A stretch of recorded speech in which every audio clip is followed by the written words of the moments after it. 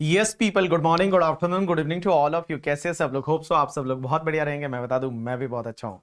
तो हमारे प्यारे इंटरमीडिएट वाले जितने भी बच्चे हैं, सर हम लोग जनवरी में एग्जाम दे रहे हैं। एंड सर एक बात बताए, हमको जब पहले एग्जाम लग रहा था, हमारा एग्जाम नवंबर में है और फिर जनवरी में हो गया, तो हमने ये सोचा था कि सर है ना, हम बहुत सारे रिवीजन कर लेंगे। और भाई साहब हम लोग बहुत सारा रिवीजन करेंगे, कम से कम 5-6 बार रिवीजन हो जाएंगे। बट सर क्या बताएं ना सर, जो भी प्लान किया था वो तो हुआ ही नहीं। आज तक प्लान किसका सक्सेसफुल हुआ है? गोवा का प्लान कितनी बार किया होगा और सब कैंसिल हो जाता है। तो एक बात बताऊं, पढ़ाई का प्लान भी ऐसे हुआ है क्या? चलो कोई बात नहीं। हम आज अपन बात करने वाले, मैं आपको सोचा बहुत दिन से मैं आपसे मिला नहीं हूं, तो मैंने सोचा चलो ना आपसे बात करते हैं थोड़ा। तो आपके प्रिपरेशन से रिलेटेड, जनवरी 2025 से रिलेटेड अपन बात करेंगे। बहुत सारे बच्चे ऐसे बोल रहे हैं कि जन 25 में पेपर डिफिकल्ट आएंगे क्योंकि हमको ज़्यादा टाइम मिला इसके लिए। आंसर इज ऐसा कुछ नहीं होता खजूर, ऐसा कुछ नहीं होता। अगर ऐसा होता तो फिर अकाउंट का पेपर है वो सबसे डिफिकल्ट आना चाहिए, क्योंकि उसके लिए तो आपको 6 महीने मिलते हैं, तो सबसे ज्यादा डिफिकल्ट वही आना चाहिए, पहला पेपर वही होता है। तो ऐसा नहीं होता है, तो don't worry about that. Guys देखो, जनवरी 2025 में आप एग्जाम दे रहे हैं और अभी आपने क्लासेस वगैरह कंप्लीट कर रखी होगी। अभी आप रिवीजन का टाइम चल रहा होगा। अभी भी आपके पास सफिशिएंट टाइम है, ये मैं बता दूं, अगर आप सीरियसली उसको लेते हैं तो। अगर आप 100% अपना देना चाहते हैं और सीरियसली पढ़ाई को लेते हैं, तो अभी भी आपके पास सफिशिएंट टाइम है। इस टाइम में भी आप रिवाइज करके आराम से पास हो सकते हैं। तो अब एक चीज समझना, आपको स्टडी जो करना है उसमें ध्यान रखना है, एटलीस्ट 3 बार तो रिवीजन होना ही चाहिए। 3 बार मतलब एक बार क्लास हो गई थी, उसके बाद में एक बार आपने एग्जॉस्टिव रिवीजन किया, दूसरी बार आपने रिवाइज किया, और तीसरी बार एग्जाम से पहले। अगर और भी ज्यादा रिवाइज हो जाए तो बहुत अच्छी बात है, बट एटलीस्ट 2 बार आपका अच्छे से रिवीजन हुआ है और उसके बाद एग्जाम से एक दिन पहले वाला। तो एटलीस्ट आपके 3 रिवीजन हुए हैं। अगर 3 रिवीजन होते हैं, आराम से आप क्लियर कर जाओगे एग्जाम को। उसके बाद में एक चीज समझना, हमेशा ध्यान रखना आपको मटेरियल कौन सा फॉलो करना है, क्योंकि ये ऐसा टाइम है जब आपको बहुत सारे आपके दोस्त मिलेंगे लाइब्रेरी में और बोलेंगे अरे है ना, ये टॉपिक तो उस बुक में अच्छा है, ये टॉपिक तो उसमें अच्छा है। मैं बताऊं, उसमें मत पड़े रहना। आपने जो मटेरियल पहले से फॉलो किया है, जो आपको क्लासेस में मटेरियल दिया गया है, जो प्रोफेसर से आपने पढ़ाई की है, उन्होंने जो मटेरियल दिया है वो बेस्ट है। जस्ट फॉलो दैट, उसको आप अच्छे से फॉलो करो, अच्छे से पढ़ो करके, जैसा सर ने बोल रखा है वैसे आपको फॉलो करना है। तो अगर मैं डीटी की बात करूं, तो डीटी में आपको क्या करना है, अगर आपने मेरे से क्लास ली थी, तो आपको पता है डीटी में हमने क्लास में लिखा था। तो जो आपके क्लास नोट्स रहेंगे, वो क्लास नोट्स को आपको अच्छे से पढ़ना है। क्या सर हमको कॉम्पैक्ट देखना चाहिए? देखो, अगर आप क्लास नोट से पढ़ रहे हैं तो there is no need to look the compact. कुछ टॉपिक आपको कॉम्पैक्ट से पढ़ाए थे, जैसे टीडीएस टीसीएस आपको मैंने कॉम्पैक्ट से पढ़ाया था, तो वो आप कॉम्पैक्ट से देख लीजिए। बट अगर जो टॉपिक मैंने आपको क्लास में लिखवा के कराए हैं ना, वो बहुत बढ़िया है। वो लिखा हुआ जो नोट्स है वो आपको याद आ जाएगा कि अच्छा सर ऐसा होगा, ये होगा। अब उसके साथ में क्लास के नोट्स के साथ में आपको क्या करना चाहिए, तो क्लास के नोट्स के साथ में आपको कंपाइलर करना है। तो जो आपका कंपाइलर है, वो कंपाइलर आपको करना है। तो क्लास का नोट्स और कंपाइलर आपको अच्छे से करना है। कंपाइलर मैंने दे रखा था। अब एक बात समझना, सर जब अपन पहली बार पढ़ने लगते बैठते हैं ना, तो हमको लगता है सब नया नया, सर सब कुछ भी याद नहीं रहता, सब भूल जाते हैं। तो ऐसा होता है सर, सबके साथ होता है या हमारे साथ ही हो रहा है? राइट आंसर, सबके साथ होता है। अगर आप पहली बार जब देखते हो तो आपको लगता है कि यार ये तो नया नया है, कुछ पता ही नहीं चल रहा है कहां से आया है। तो मैं बताऊं, ये सबके साथ होता है, ज्यादा स्ट्रेस लेने की जरूरत नहीं है। अब आपको क्या करना है, उस टॉपिक के अंदर एंटर करने के लिए I have uploaded the revision lecture. And मैं बताऊं रिवीजन लेक्चर जो है वो कहां से मिलेंगे। तो रिवीजन लेक्चर के लिए आपको क्या जाना, कहां जाना पड़ेगा, यूट्यूब चैनल पे जाना पड़ेगा। और यूट्यूब चैनल पे एक बंदे का यूट्यूब चैनल है, दैट इज द सीए भंवर पुराना करके नाम है उसका। और सीए भंवर पुराना नाम है, उस चैनल को जाके पहले सब्सक्राइब कर लीजिए, बेल आइकन को जो है वो क्लिक कर दीजिए। एंड आप क्या करिए, ये जो वीडियो है इसको भी लाइक कर दीजिए। अब आप एक काम करेंगे, उसमें प्लेलिस्ट में जाएंगे, और प्लेलिस्ट में जाएंगे तो यहां पे देखिए एक रिवीजन की प्लेलिस्ट दिख रही है जनवरी 2025 की, that is CA inter revision जनवरी 2025 की प्लेलिस्ट। एक बात बताऊं, ये प्लेलिस्ट को आप फॉलो कर दो। कम से कम इसमें जो वीडियोस है ना, वो 10 बार देख लो करके, ठीक है? 10 बार देख लो, जहां भी चल रहे हो, ऐसे टाइम पास कर रहे हो थोड़ी देर, 20 मिनट में टॉपिक हो जाएगा। आप देखोगे तो आपका हाउस प्रॉपर्टी का टॉपिक है वो आपका 31 मिनट्स में हो जाएगा। सैलरी का टॉपिक है वो 1 आवर 27 मिनट्स में हो जाएगा। आपका residential status scope of total income 38 minute में हो जाएगा। और अगर आप इसको भी स्पीड करके देख लोगे तो और भी जल्दी हो जाएगा। तो गाइज ये जितने भी आपके लेक्चर्स हैं ना, ये आपके एग्जाम के लिए रिलेवेंट है, आप ये देख लेना। आपका डाउट ये रहेगा कि सर एक बात बताओ, अभी निर्मला सीतारमण जी कुछ टाइम पहले बजट लेके आई थी फेब 2024 में एज वेल एज जुलाई 2024 में, क्या वो हमारे एग्जाम के लिए रिलेवेंट है कि नहीं? आपके एग्जाम के लिए रिलेवेंट नहीं है।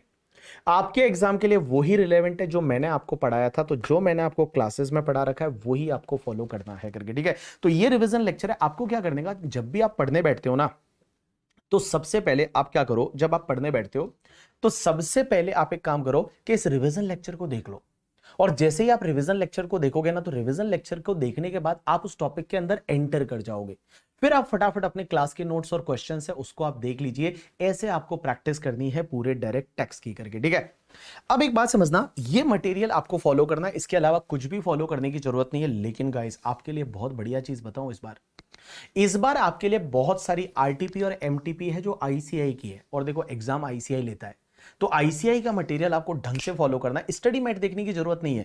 लेकिन गाइस मैं आपको बताऊं, देखो आप है ना आरटीपी और एमटीपी, और आरटीपी और एमटीपी जो है कौन सी वाली, मई वाली, सितंबर वाली एंड जनवरी वाली, तीनों। जनवरी एग्जाम के लिए आपके लिए आएगी आरटीपी एमटीपी। मई सितंबर ऑलरेडी ऑनलाइन अवेलेबल है। आप एक काम करो, डाउनलोड करो और उसको अच्छे से रिवाइज कर लो। क्योंकि जब आप पूरा सिलेबस जब कंप्लीट कर लोगे ना, तो पूरा सिलेबस कंप्लीट करने के बाद कम से कम आपको 2-3 पेपर तो देने चाहिए। अब आप बोलोगे सर पेपर कौन से दे, कहां से दे, आप दोगे? अरे मैं क्या दूं, आईसीआई ने इतने सारे पेपर दे रखे हैं। तो आप एक काम करो ना, मॉक टेस्ट पेपर जो मई वाले और सितंबर वाले, मई के 2 पेपर है मॉक टेस्ट के एंड सितंबर के 2 पेपर है मॉक टेस्ट के, अगर उसमें से उठा के अगर आप कर लोगे ना, आपका काम बन जाएगा। और मैं बताऊं, मुझे पता नहीं ऐसा क्यों लगता है, कभी कभी ऐसा लगता है कि शायद हो सकता है आरटीपी में जो मई और सितंबर में दे रखा था ना, वो जनवरी के एग्जाम में कुछ आ सकता है। और आता है एग्जाम में, तो उसको आप स्किप मत करना। तो आप क्या करेंगे, पहले टॉपिक को रिवाइज कर दो, सब्जेक्ट को कंप्लीट कर लो। जब आपका पहला रिवीजन हो गया, फिर दूसरा रिवीजन हो गया, फिर आप टेस्ट पेपर दे दो। अगर पहले रिवीजन के बाद देना है तो एक टेस्ट सीरीज दे दो, और उसके बाद में देना है तो दूसरा टेस्ट सीरीज दे दो करके, ठीक है। तो आप क्या करेंगे, जो आरटीपी एमटीपी है उसको आप गो थ्रू करेंगे। एंड गाइज एक बात बताओ ना, अगर आप इतना कर लेते हैं, आपका 3 बार अगर टॉपिक सब्जेक्ट का रिवीजन होता है, मटेरियल आप जो फॉलो करने के लिए मैंने बोला है टेक्स्ट के लिए, वो आप फॉलो करिए। हर सब्जेक्ट के लिए आप अपने अपने हिसाब से प्लानिंग करिए। एंड उसके बाद आरटीपी एमटीपी जो है मई सितंबर जनवरी वाला, कोई अमेंडमेंट नहीं है आपके एग्जाम के लिए। आपके एग्जाम के लिए कोई भी अलग से अमेंडमेंट नहीं है। ये मई सितंबर जनवरी वाला है, ये आपको करने का है। अगर कुछ अमेंडमेंट हुआ तो मैं आपको बता दूंगा करके, ठीक है।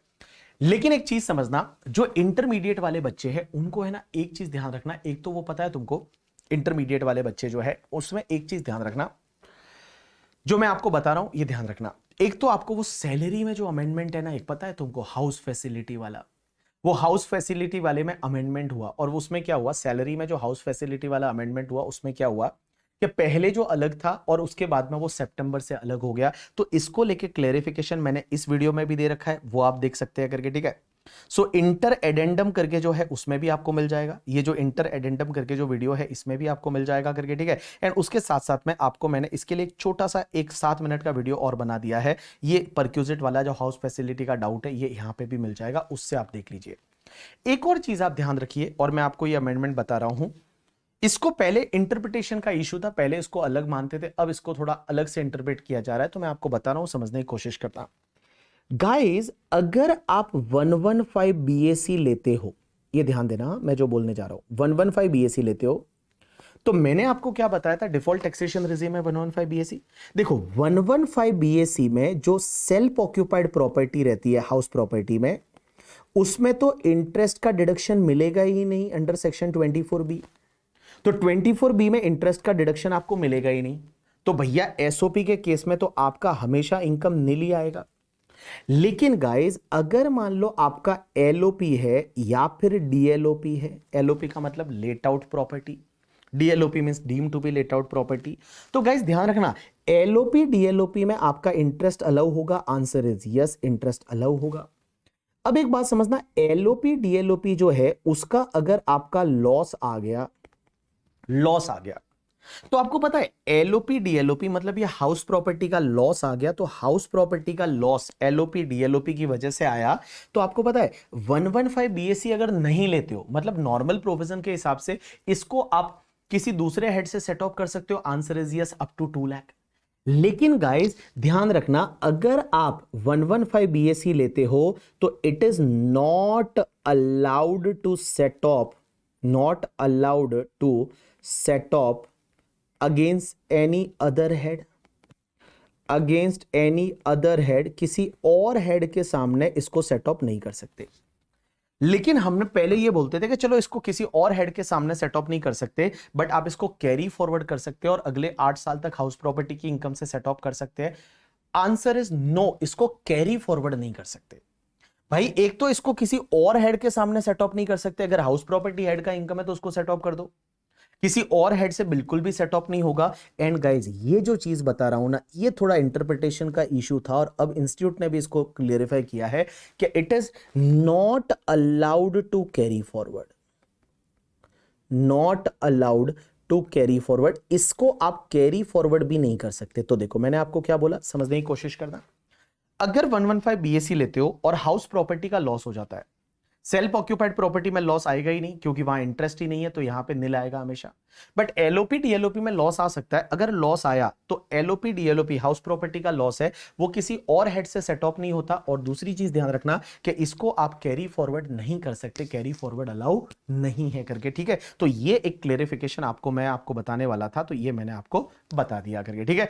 चलिए गाइस, तो गाइस आपको जो मैंने बताया वो आप ध्यान रखिए और जैसा मैंने बोला वैसे आप पढ़ते रहिए, मेहनत करते रहिए, क्योंकि टैक्सेशन का पेपर है, इजी आएगा इस बार जनवरी में इजी आएगा, क्योंकि मई में इजी था, सितंबर में थोड़ा डिफिकल्ट था। सितंबर ने आपके दोस्तों ने दिया होगा तो पता रहेगा थोड़ा डिफिकल्ट था, बट डोंट वरी, अभी जो जनवरी में पेपर होने वाला है वो टैक्स का पेपर इजी रहेगा, आप आराम से अच्छा स्कोर कर पाओगे।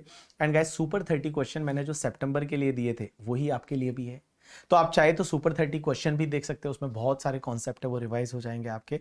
तो दैट डिपेंड्स ऑन कि आपके पास टाइम फ्रेम कितना है। अगर टाइम सफिशिएंट है, बहुत बार रिवीजन कर चुके हैं, तो सुपर 30 क्वेश्चन देख लो, एमटीपी आरटीपी वगैरह देख लो। बट अगर रिवीजन ही नहीं हुआ तो पहले अच्छे से रिवीजन करो, फिर आप 1-2 टेस्ट पेपर दे देना, और साथ में जो है वो आरटीपी मई सितंबर एंड जनवरी का आपको देखना है करके, ठीक है। चलो थैंक्स अलॉट पीपल, आज के लिए इतना बहुत है।